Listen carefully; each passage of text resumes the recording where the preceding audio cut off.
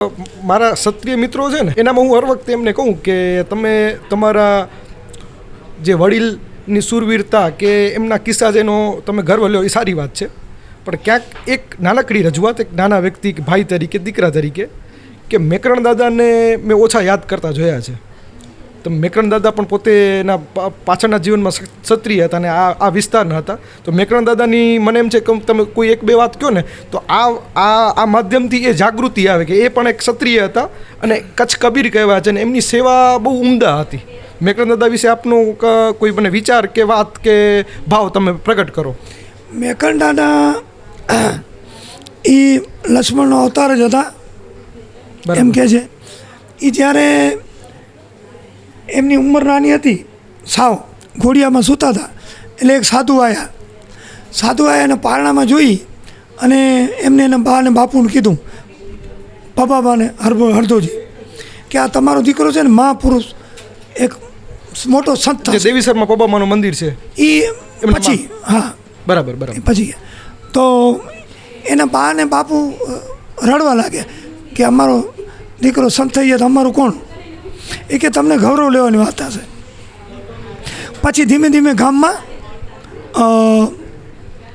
ઘરમાં લાગણી ધાર્મિક આ તે રીતે બધું માહોલ ઊભો થવા માંડ્યો.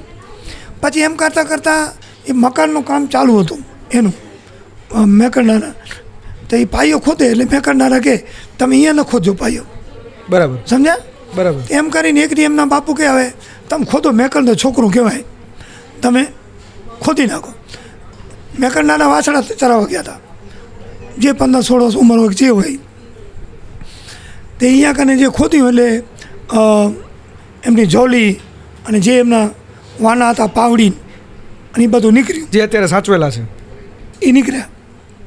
એને ખબર પડી એટલે મેકરનાના આવ્યા. આવીને એને માન બાપ પગે લાગ્યા કે હવે મારો ટાઈમ થઈ ગયો પૂરો, અને આ વસ્તુ લઈને એ નીકળી ગયા. પછી એને મા બાપ પાછળ પગે જાય છે. માતાને મળી પહોંચી ગયા, મેકરનાને પકડી લીધા. ને મૂળ ગામ એમનો ખોંભળી નાની. પછી માતાને મળી પહોંચ્યા એટલે પકડી લીધા કે ભાઈ આમ તેમ. પછી મેકરનાના માતાજીને પ્રાર્થના કરે છે કે હું શું કરું? તો માતાજી કે તારા મા બાપને કહે તમે હમણાં સૂઈ જાઓ, સવારના જેમ કહેશો તેમ.